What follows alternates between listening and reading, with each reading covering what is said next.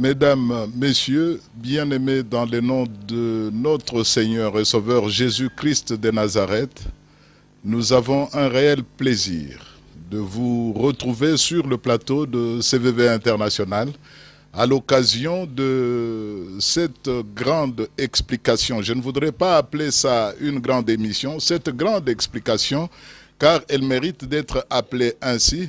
Ce magazine va essayer d'apporter de la lumière sur toutes les zones d'ombre imaginables et possibles au lendemain de la tenue à Kinshasa, capitale de la République démocratique du Congo et siège international du ministère chrétien du combat spirituel, de la grande célébration des 25 ans de ce ministère.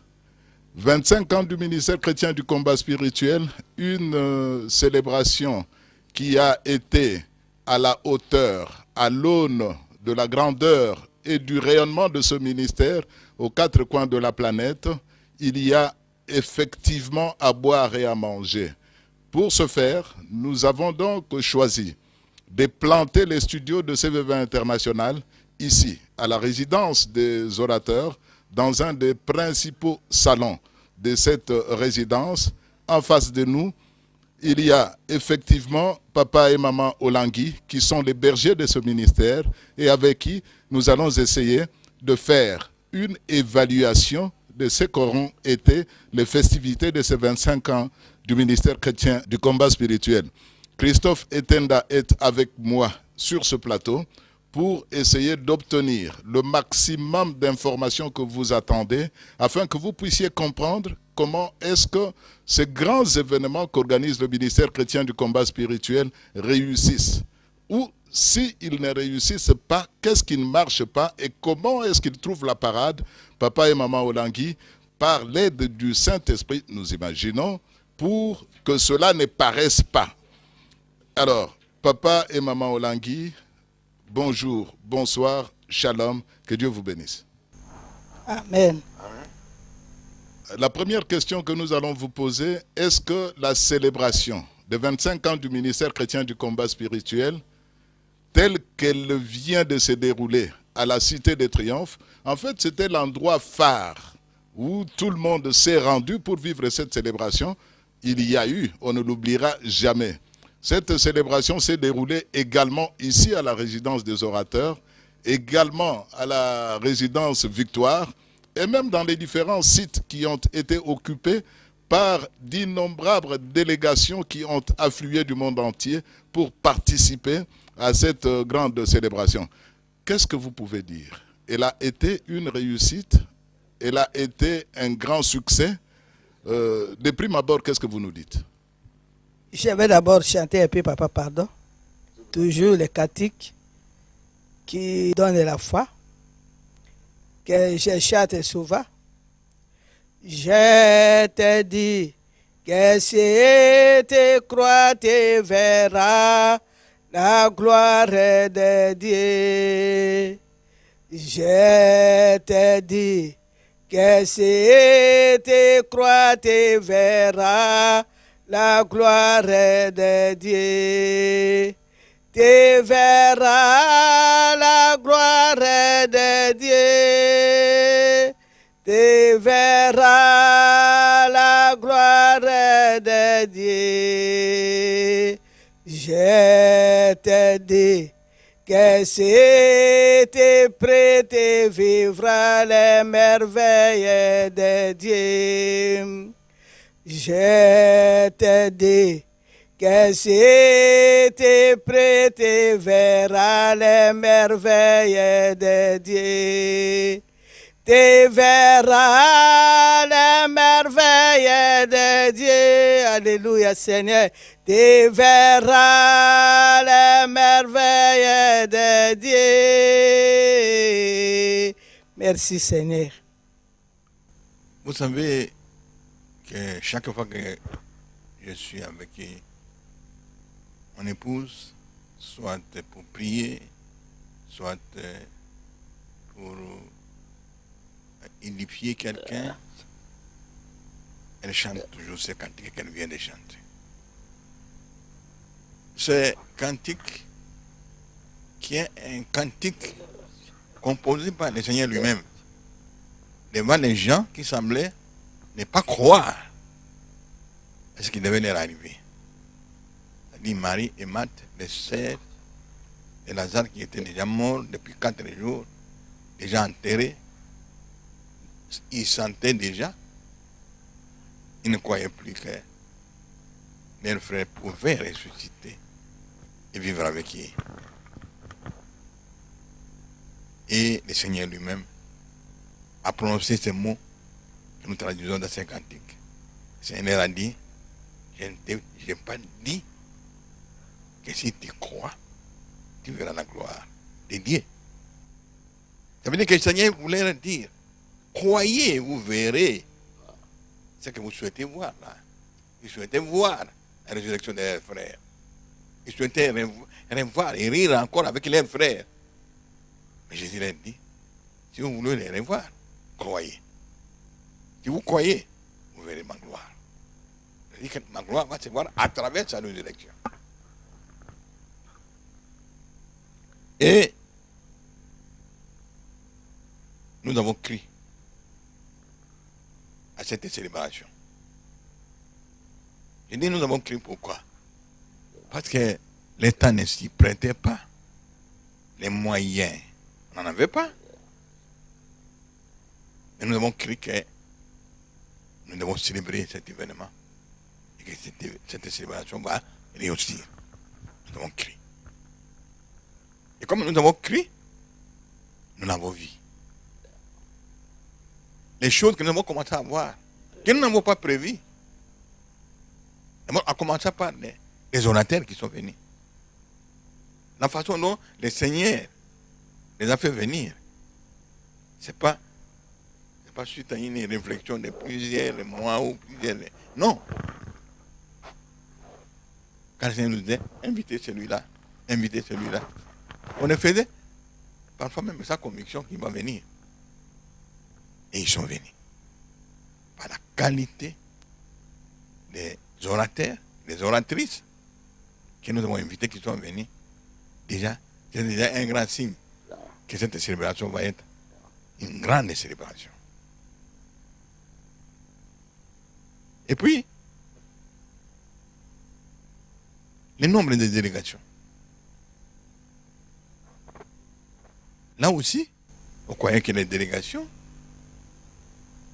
comme nous sommes partout à travers le monde, que tous les sièges ne viendront pas. Et nous avons été surpris de voir que pratiquement tous les sièges sont venus, ont été représentés. Donc c'est une grande réussite, cette manifestation. Et nous avons été vraiment très heureux de voir comment les choses se sont déroulées. Jésus était avec nous. Nous avions aussi décidé de construire notre bâtiment dans ce que les compléments, ce qui devait venir compléter notre bâtiment de la cité de Triomphe. Nous avions décidé 3 mois seulement avant de commencer l'événement. Et nous avions dit, il faut qu'on puisse terminer dans les 3 mois. Et personne ne pouvait croire ça. On ne pouvait pas croire. Et nous avons vu que l'essentiel était terminé dans les 3 mois. Cette célébration nous a surpris et nous a donné beaucoup de joie. Beaucoup de joie. Tous les orateurs, unanimement, ont été dans la joie. On dit qu'ils n'ont jamais vécu une telle célébration. Tous nos invités qui sont venus, la même chose. Tous les délégués des sièges qui sont venus, du monde entier, unanime, ils étaient dans la joie. C'est quelque chose il a voulu marquer ces 25 ans des missions que Dieu nous a données. Nous avons travaillé pendant 25 ans pour la mission que le Seigneur nous a confiée. Vu que Dieu n'a pas menti. Ce qu'il avait prévu, c'est réalisé. Merci. Si la réussite est mesurable par le degré de joie qui a été ressenti par les orateurs et par toutes les délégations qui se sont déplacées ici à Kinshasa pour célébrer à vos côtés les 25 ans de ce ministère, qu'à cela ne tienne, quelqu'un me ferait dire qu'on a vu d'autres événements que vous avez organisés ici qui ont fait aussi le plein des délégations et des grands orateurs aussi, à peu de choses près, parce qu'il y a quand même eu un plus, il faut reconnaître, à l'occasion de ces 25 ans. Mais, maman, il y a un point particulier qui vous fait dire que cette célébration de 25 ans était différente de celle que vous avez organisée auparavant? Oui, Papa Kalala, c'est un peu différent d'abord parce que nous avons organisé le 25 ans d'abord de la CIFMC. Et puis 25 ans des ministères chrétiens de combat suite. On a eu deux événements. On fait deux conventions, une convention et une conférence. Bon, à cela, vous avez vu que d'habitude nous faisons un événement. Si c'est les oppositions, c'est les oppositions. Maintenant, nous avons fait deux événements. Ça veut dire que beaucoup de gens sont venus plus nombreux que les autres fois. Nous avons eu des orateurs qui sont venus, des mamans et des papas. D'habitude, ce n'est pas ça. Si c'est la CIFMC, c'est toujours les mamans qui viennent. Si c'est le centre, c'est les papas qui viennent. Maintenant, nous avons vu les deux, c'est-à-dire les papas, les oratrices et les orateurs qui sont venus. Et les orateurs aussi, vous avez vu que les gens comme Maurice et Cyrilo se sont déplacés dans leur vieillesse. Ça nous a fait plaisir, ça a étonné le monde entier parce que lui ne se déplace plus. C'est toi, quand il était attaqué par la maladie. Mais juste après cette guérison, il est venu chez nous. Ça veut dire que nous avons béni que c'était un événement qui sort un peu de l'ordinaire. Vous avez vu comme quelqu'un comme Papa Ayou, qui se déplace réellement, surtout dans les pays francophones. Vous l'avez vu, il est venu aussi pour honorer Jésus chez nous ici. Les autres aussi, le Seigneur a agi. Il a fait, cette fois-ci, il y avait des cas un peu particuliers. Que le Seigneur soit loué.